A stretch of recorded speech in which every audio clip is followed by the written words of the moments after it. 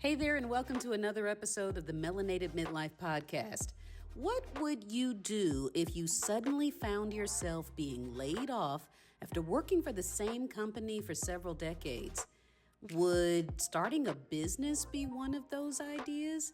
Well, in this episode, you're going to hear from Tina Durisseau Coleman, who found herself in that exact situation. And hey, special bonus insider information, Tina is actually my cousin, and she's coming to share her whole story and how she was able to make a pivot in her 60s. Let's jump into this episode of the podcast. Hey, everybody. Welcome to the Melanated Midlife Podcast. I don't know how you found your way here, but I'm grateful that you're going to spend a little time with us today because I have a very special guest.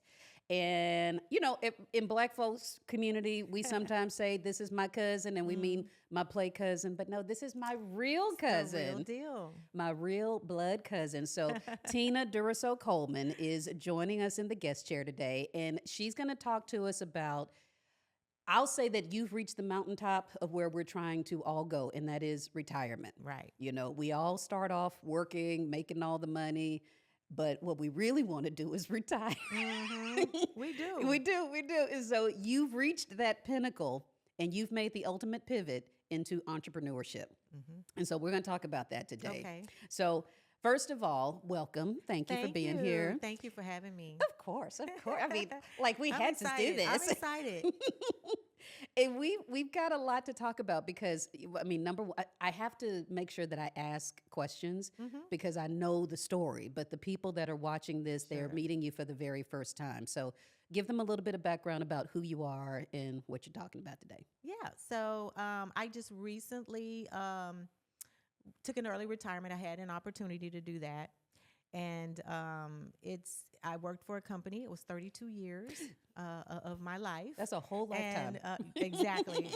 32 years of my life. And and it's a global company dealing with people who are in transition, moving, coming here for work. And what we did was we assisted with temporary housing. So we had a lot of partners here in Houston and nationally where, you know, we assisted as a furniture provider as well as assisted with touring and destination services as well. So, I did a lot of the marketing there for about 20 years. So I connected with a lot of people in the industry and made a lot of friends and, you know, so, but yeah, I had an opportunity to do that suddenly.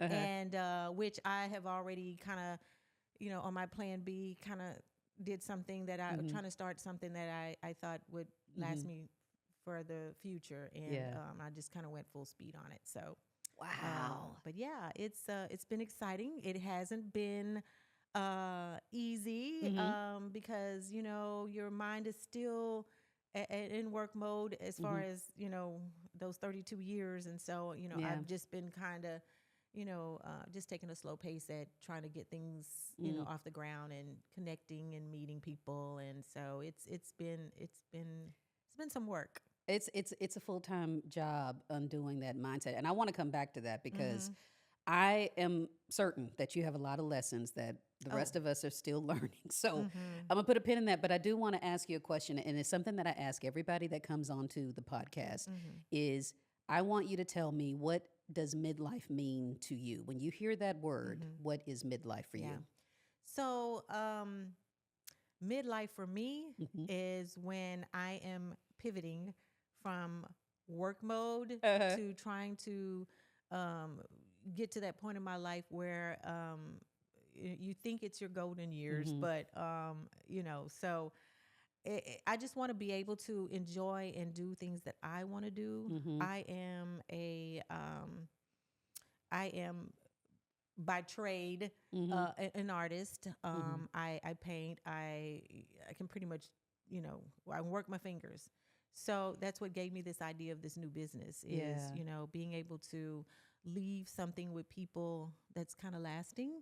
I you know, started a small jewelry business, and it is a pop-up business where we do bracelets and things like that, and I make rings and all of that. But it is a social type of business where you connect with people, Yeah.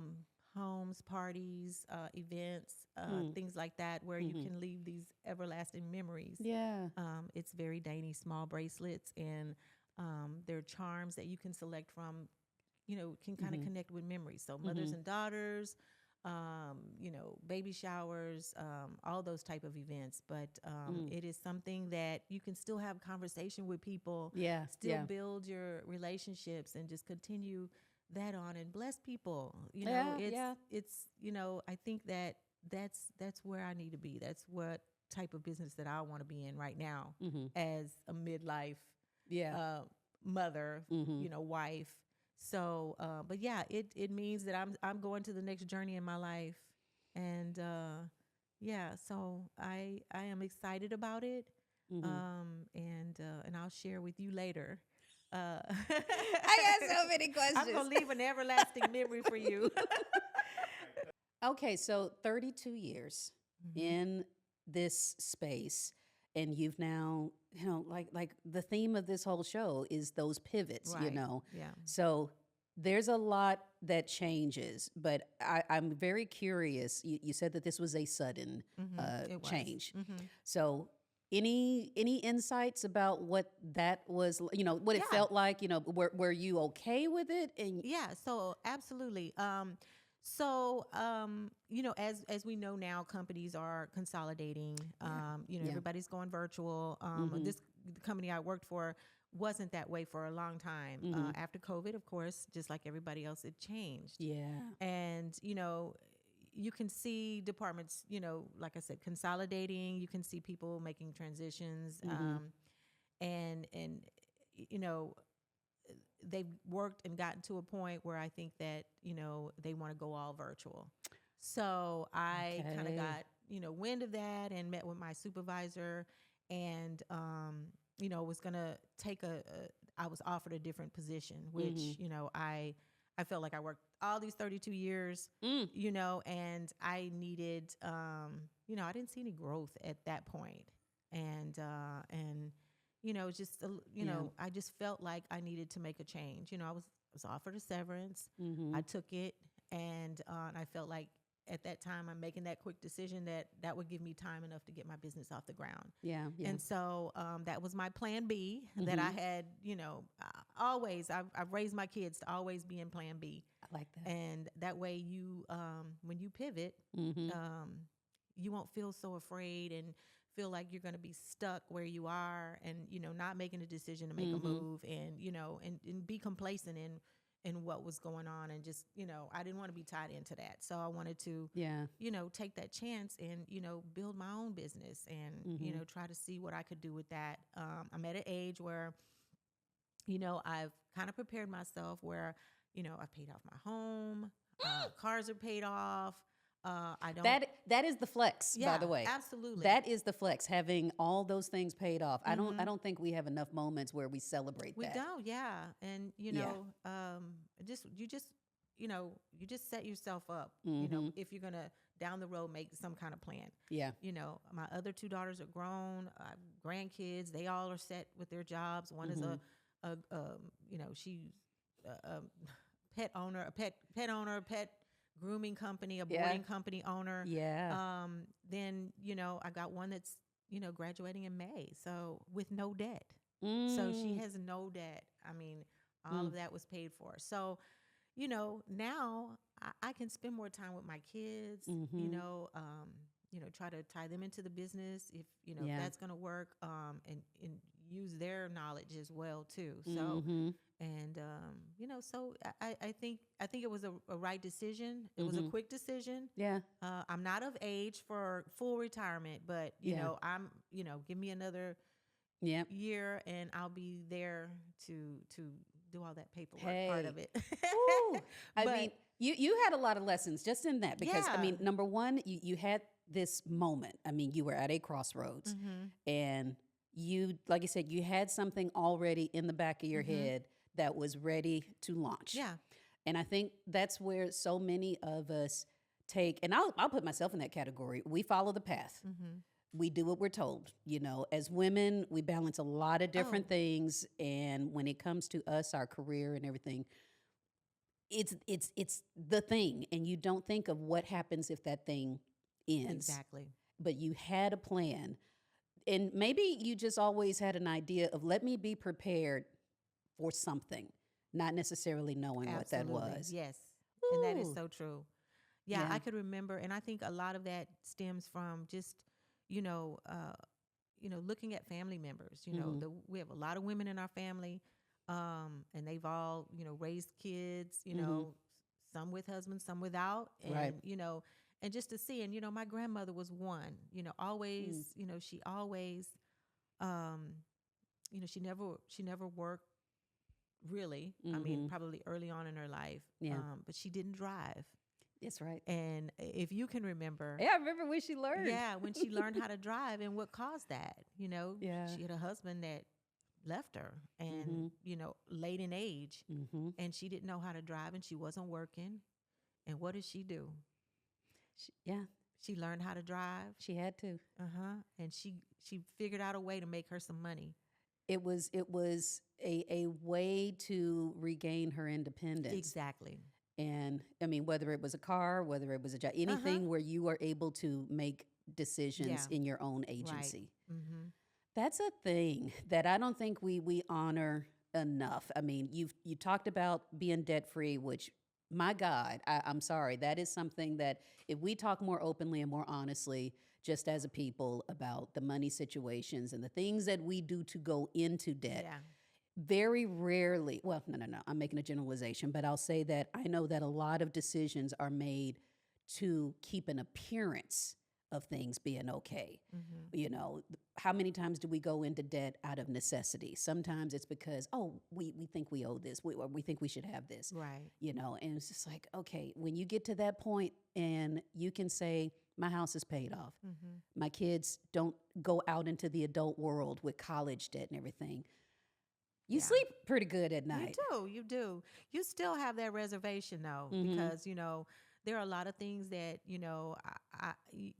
have to give up. Mm-hmm. You know, I don't get my nails done anymore.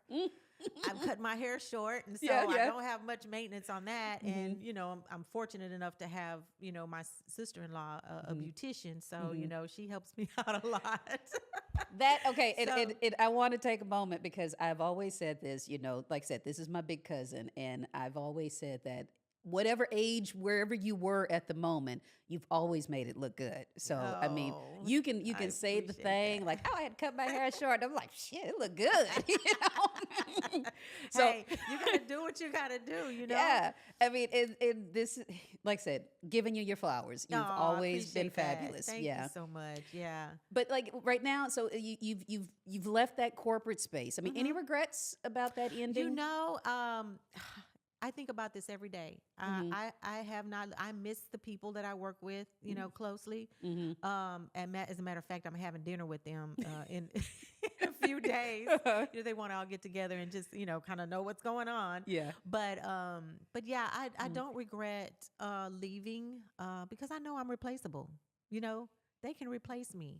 Mm-hmm. Or Yes. if they choose to just do away with the position, Mm-hmm. they can do that too. So, Yeah. I'm, you know, I'm, I don't have, stakes in any of that right now, Mm-hmm. so, and I had to tell myself that when I left, I Yeah. had to, think about it because, I'm the kind of person who wants to help everybody. So I Mm. worry about, things that, may not get done or, will people suffer, because, I'm no saint, but I was one to help people. You made those things happen while you were Yeah, there. because Yeah. I didn't want to see us fail. I always wanted us to meet our numbers and meet our goals and Mm-hmm. that kind of thing. And even now I'm thinking, oh, I hope did they meet goal Yeah. last month? That kind of thing. So I was I very know. conscious about that. Yeah. And but I didn't leave, in a way where I didn't cover everything for Mm-hmm. them, give them all the information they needed, to just move on, Mm-hmm. So I did, burn bridges. No matter what you do, where you go, you don't burn those bridges. So true. So true. You never know what may happen. I know. Hey. So I'm on my plan B. Oh, hey, I know. I'm gonna stay on my plan B. So I want to talk about that plan B. Yeah. So like you've moved into the I'll say everything about it is creative. So I mean, you've got your painting that you said you've always had that, and that's something that I haven't done in a long time, and that was a God-given gift that I had. So. But I just love art. I love colors. I love anything that's memorable. Because I think now, I've given my kids artwork and things like that. I find them in the closet, and I'm like, oh, it took me like, all this, talent and stuff, and I take everything that I do or make or create. Yeah. I want to keep it, because I know, what thought process was put into it and, what memory that I had when I did this piece, so it's everything is special to me, So I and I think about when I leave, what would they do? Will they keep and cherish everything that I've done? And, and I hope so. Yeah. Because, I that's one thing I had conversation with my husband on the way and, and I was telling him, love is, people show their way of love in so many different ways, whether it's gifting, just saying the word "I love you." That is true. Very true. Or it's just so many different ways, and you have to pay attention to that. When when you're with your relatives or your significant other, and just cherish that. Because love is it's a little short 4-letter word, but it has it goes a long way. I love to hear my grandkids say "I love you." I know. And another thing, because you grew up, a little bit, I won't say isolated, but you were the first grandchild and everything. So when you started your own family, it just blossomed. So you've got, had a girly household, women of all personalities, and they're, like I say, all adults and successful now. And now you've got the grandkids that are blessing that space. And you've got some of everybody in that crew. So, I mean, does it feel different, with taking care of the grandkids, looking at them from afar? Okay. If I could have a house full of people, a house full of friends, everybody come over, you don't have to call. Yeah, no, my house is like that. It's very open. And, I had I was fortunate enough to, I have three half brothers that from my father, and he left me them. Yeah. And I've I have 2 in California, and I've grown close to them since my father's passed. But there was one that came to live with my dad, and he was pretty much raised here by my dad, and he's like my son. He's as young as one of my daughters. Big guy though. Yeah, he's a big guy. But same with him. It's like he's part of me now. And it's like we have to leave our legacy. In some way, whether it's through personal things, or it's just love. It just says so much, and just think about how their lives are gonna turn. Because there's so many kids that grow up now that don't have that kind of love. It's true. They don't. True. And and it's like it's sad to see some of them, they're never nurtured. And you want to do that in some way. And but you get to do that. I mean, like you were talking about the paintings and everything, and that was your hobby. So you do that just because you're feeling that moment, and you pour that into it. But now that you've got your business is another creative outlet, which I don't know if any of us are ever that lucky to find something that we truly love, and then you funnel it into a way to make money. Absolutely. And I want you to talk a little bit more about that, because number one, there's people watching that are listening to the story of how do you start your own thing, but then at the same time, what are you seeing out there with the example that you're making, both for your family, your kids, your grandkids, but then other women that are your age, your peers? Yeah. So first, I'd like to say, don't be afraid to step out on faith and just do it. Just do it. And then, all the rest will come along. I feel like, so many women just, they just stay complacent, stay in these jobs, struggle home and work life. And it's hard. It's not easy. Yeah. And so, I started the business stepping out on faith and just doing it. Now I can tie in all the things that I've had in the past, in 32 years, children, just all the people that I've connected with. And that's how my mind is rolling right now. Yeah. Like, who can I connect with to sell my business? Who can I reach out to sell my business, and make it in a way where I'm incorporating it to everybody, and everybody can resonate to it, and like the memories, the love, all the hours of work that I put in, all the people I connected with, from my previous work, and and all of that, it all can just fade into, the next business. thing. Yeah. It can really work. Because you're in control now. You're totally in control. Yeah. And I'm not afraid to go out and knock on people's doors or, visit them. And my job, my company is more like a special moment event type of business. Yeah, because you're jewelry making. Exactly. And it's permanent jewelry, but it's special jewelry. It's jewelry that, can connect a memory. Yeah. Everybody wants a good memory. And you want to be able to look down at it later and say, oh, I remember when ... Right. Yeah. And just like I can incorporate this business into my work family that I had or have. I still want to say have. But yeah, I mean, because, just say, I'm connecting with, a company, that my business can also resonate with those bosses in a different way to be able to reward their employees. They can have, we can have a setup where I can logo the company name, I can do all of that, okay. and just reward the company for it. I just recently, my daughter works for the school district, and I told her, I said, talk with your principal and see if y'all have an award night or a reward night that you want to, she wants to give, her teachers, because we love our teachers.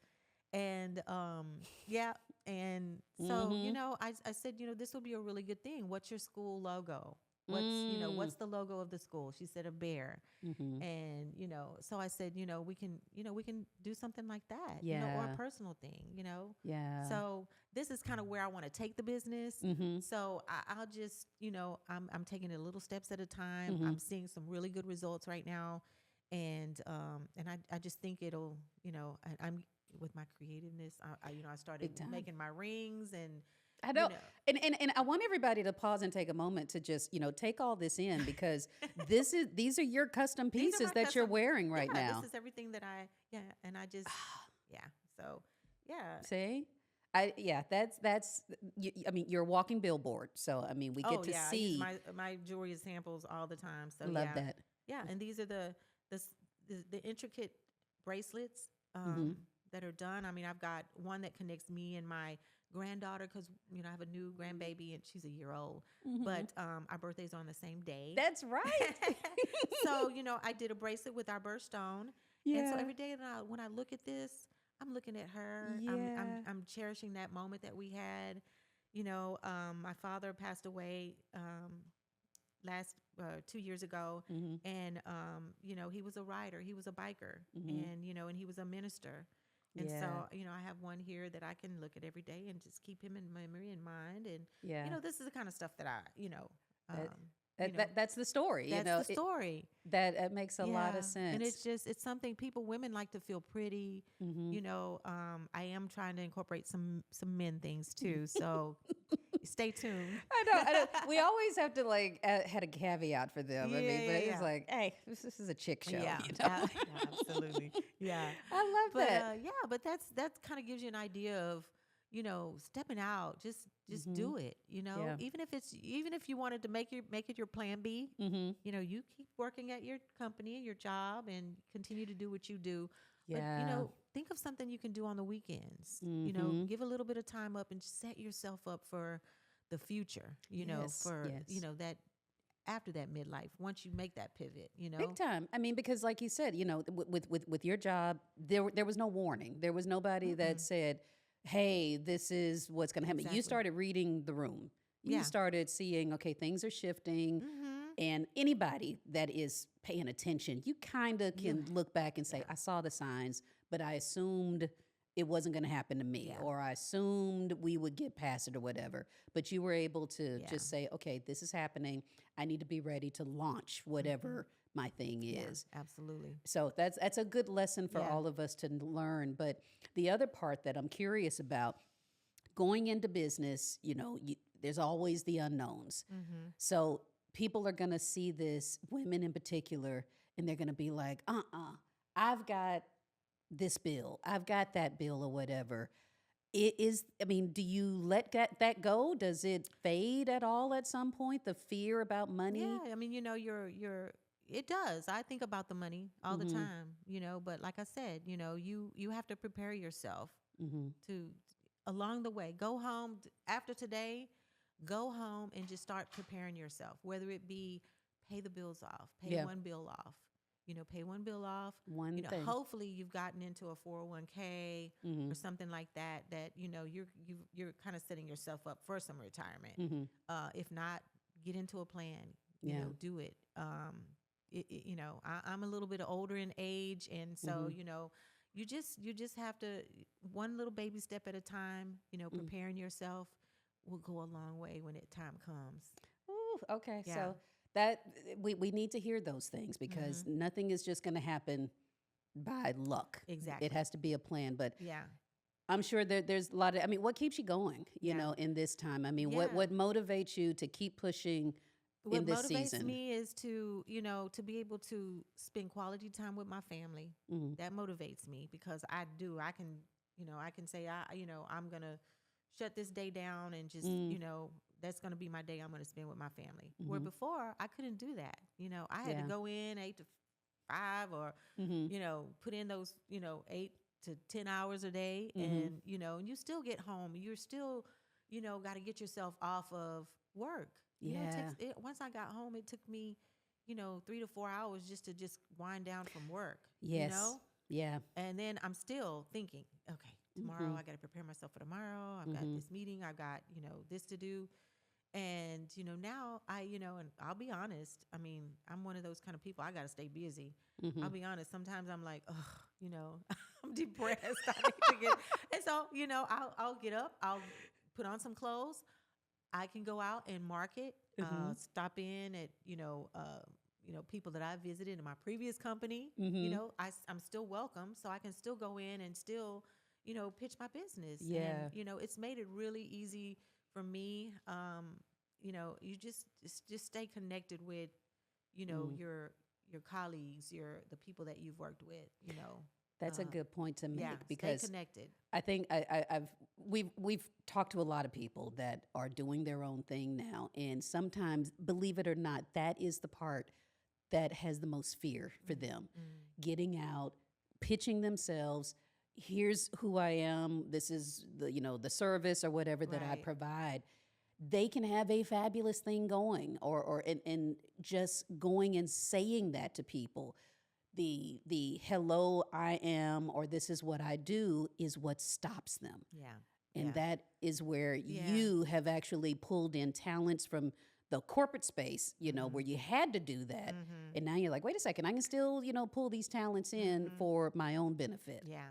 I love that. Yeah. What I would say is just do it. I was never, an outgoing person where I could just talk to anybody. I mean, this is stuff I had to learn through, positions, to try to make it, so, just, it's, I was nervous coming here. Right here to talk to me. Even you, my cousin. So, because I wanted to do good. I didn't want to come in here and fail in any way. And I just wanted to do good. And I was like, it's made it a lot more comfortable for me. But I'm going to, I'm going to be honest. I was a little nervous, So, even when you have that nervous fear, just push through it. Just do it. Yeah. Just do it. Because after about 2 minutes or however long the conversation is going to last, you'll get comfortable. But speaking of the fear, we were talking, and sadly, like I said, I don't even know if I'm doing this episode justice because I know everybody's story.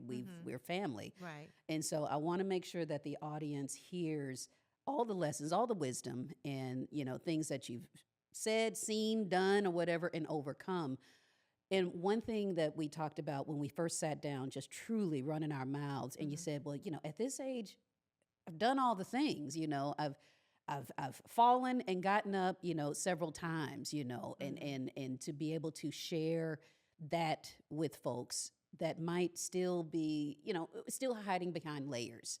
And I feel like with every year, every screw up that I've done, every heartbreak, I get to shed a layer. And at this age, when people want to say, hey, what you been through? I'll sit down and I will tell you all of it. Warts and everything, what lesson you want to learn today, and I've got something I can pull out for you. So, I mean, for you, wisdom and everything that people might need to hear in this season of life, what is probably the biggest lesson that you think life has taught you? The biggest lesson life has taught me is forgiveness. To forgive, because you go through that during your work, your home life. I've had, my husband is a recovering addict that, has battled, addiction. And, I didn't know about any of that, in growing up, personally. Right. But, when you're in it, for somebody that you love and you're building a life with, I mean, you just got to learn how to forgive. And I was, that kind of life's lesson has been my biggest struggle, but I have overcome that, and, it's helped me a lot. Really, it has, because I can move on. I can, I can forgive you and move on. It may take a minute, but, but, when you care about someone, you move on. And, that goes back to workplace too. You come across these people, companies that, your boss is not the best, or, you've encountered, an employee there that you don't, but you plenty of them. Yeah. And you got to move on. You got to move on. You can't stay stuck, because that does affect you, mentally, emotionally. Ooh, yes, it does. And that was a big thing the company was big on, was emotional intelligence, and I had to really get better at that. Yeah. Okay, and that I can see that's and that necessary. And if you can, study get a book, get a book on emotional intelligence. I can't think of anything right off as far as name, but it will change you. It will change your life.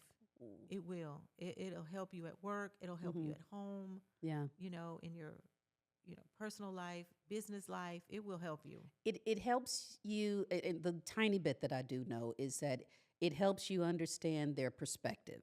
Doesn't necessarily mean you have to agree with it. Exactly. But you at least know where it's coming from. And one thing that I've been saying with so many twists and turns in life is there are times, in your life, you feel like, okay, I'm doing the thing, I'm doing the right thing the best I can, but there are some paths that you will cross where you might be the villain in someone else's story. That's right. Exactly. And to stop and see like, oh, I did this, or I crossed the wrong way, or I said something and was insensitive. And you're just like, wait a second, that was me that did that. Yeah, absolutely. Yeah. I've been through that. Yeah, I've been through that. Yeah. I managed a team for about 10 years. And that was the one thing, because, I wanted everything really, to be done my way, and I'm the boss. I'm the boss, and I was new at management, because, I wanted to make some more money. I got promoted, and, was just, I was following the money path, and not necessarily it was a job that, I really wanted to enjoy. And so when I got in it, and, I had employees, and, some of them were my friends. So I had to. Oh, that's hard. It's hard. That you have is to very like, hard. you got to manage people that are your friends, and you got to let them know, hey, look, this is what I want done. This and is this still a place of business. I'm pushing friendship aside because I got to make this money. Yeah. But yeah, I had to. That's why I say the emotional intelligence, helped me. 'Cause I volunteered to get into that class and just learn a little bit about it, because I get it. one thing that it told me to do was to send out a letter to all of my employees, asking them to be honest with me and tell me what they thought my issues were. The feedback On it. Okay. So I got the feedback, and I was like, oh, you think you're doing it all right, and sometimes you're not, and I had to sit on that for a little bit, marinate on, marinate on the answers, the questions and the answers. And, and I went back, I changed my way of thinking, after, reading and studying, and sent another one out, probably, months later. And I got better feedback. Okay. And I felt better. That was the thing, was that I felt better, and, our relationships got better, so, yeah. And then, it helped me quite a bit. To gain that kind of wisdom, experience that kind of growth, it doesn't come because everything is great. No. There's, in my opinion, and you're right. If you think that, and I will say this as somebody that has been a type A rule follower my entire life, I could say that everything that went well in my life, I learned nothing from. Every place I stumbled and made a mistake, big screw ups, I'll be like, oh, okay, I've learned something from there. So yeah, and that's the beauty, I think, of this season right now. You get to this point where you can look back, and the stuff, like I said, that went well, I don't remember that. Yeah. If there was something that somebody, gave you an award or a praise or whatever, I don't remember that. I don't know what I did to earn that. Yeah. But if I fail and just completely make an ass out of myself in front of people, I remember those. Yeah. I have those moments of everything that I would do differently or where I can get stronger. And so with that experience of yours, I can definitely see in the moment, you look at that feedback and you're like, holy crap, I thought I was a great person. Thought I was a great boss. And it was the most, it was things like, I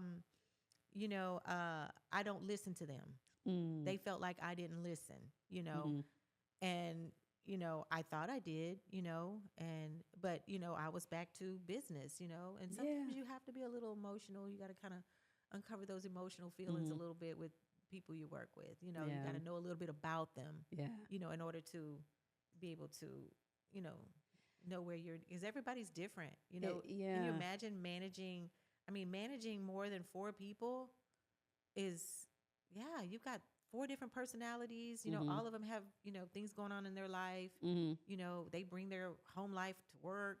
Yeah. And, you got to know a little bit about that, it's kind of amazing, if you can kind of get through that kind of managing. And now that you get to, move this into your own business, your own daily schedule, you get to just call all the shots. Right. So does your style of managing your business, was it influenced by that part of your life, or do you get to just completely reinvent everything? Everything that I did working influences my life. Everything, everything, from the people and conversations, because you have to remember, we dealt with people from all over the world, different countries, different, ethnics. They all, everybody was, it was like you had to have conversation with people to find out why they were here. Some came here to have children, babies. Some came here to work. Some came here just relocating, from a different country. They had to learn all of the things here. So, we're helping them, maneuver themselves in the States, in a whole different country. So, I see how that now influences you. See what I'm saying? Yeah. Because you walk into any situation, anybody is a client of yours. Absolutely. At this point. And so you don't know what things are going to bubble up from that. Who is going to connect you to the next thing? Right. That opens up a lot. Yeah, use it. I mean, a lot of people are afraid to, you know, think about home and work, and and there's so many things that can influence you. I'm curious, could you have gone into entrepreneurship sooner? Do you think the timing was better? Well, what do you think? I could have done it sooner. I think so, but yeah, but I think it was my time for that moment, in that moment in time, Mm-hmm. because I had already been thinking about it, just thinking, could I do this, um, but you're always afraid to make moves. Always. Always. You're always. It's unknown path. You want to be. Yeah. You think about the income, but you can do it. I mean, you just, like I said, you just make sure everything is in its place. Kind of get things in place, and and even then, when you think everything's in place, you're still scared to make the move. Yeah. Yeah. Trust me, I had to make that. I had to make a decision probably within a week or two.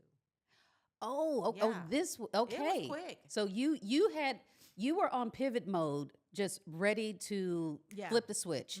Okay, girl, that's okay. That's a story all by itself. This was a plan all along. I mean, I had been thinking about this probably for the last 3 years, 4 years. Yeah. Just just trying to get myself into a position where I can enjoy things for me. For me, stress. I mean, I'll tell you, the workplace, I suffered from anxiety. I have high blood pressure. I have, issues. And, speaking with my doctor, I had to learn how to, to manage that. And get better. And, so, it was a lot of that decision too. Because, anxiety is a big, huge problem in the workplace. I'm glad you put a label on it, because there's somebody watching this right now in that exact situation. I wish I could do that, except for whatever, fill in the blank the story is. And to be able to say that you made this change, scary change, you stepped, like you said, in your own words, stepped out on faith, in spite of, I'm gonna pack a bag and I'm gonna just put the anxiety in the bag with me. I always say, with me, mine is fear. It's always fear. Yeah. And I say, I'm going on this trip, and I'm just gonna put fear in the passenger seat, strap it on, and I'm gonna put it out. I'm gonna put it in the passenger seat and take it along the ride. Right. I can already tell. There's gonna be comments, okay, y'all. What? I'm just going right on past that. But it's something that we have to acknowledge that none of us have it together. No. I can tell you, every day that I wake up, it's like, what issue is gonna bother me today? Right. And I've just got to decide, okay, anxiety, you're the one that's coming with me today. Fear, okay, you're coming with me today. Or self-doubt, depression, whatever, okay, you're my buddy today. And you still got to move forward. You still got to push through. Yeah. You do. Big time. You do. Or else you'll go crazy. Yeah. I want you to have a moment to tell us, for people that want to do business with you, maybe they're looking at the jewelry, they're hearing all the stories, there's no telling who's listening to this and wants to hear a little bit more. But tell them how they can get in contact with you. Yeah, you can contact me. I'm on Instagram, and I'm under Infinity Link, Permanent Jewelry.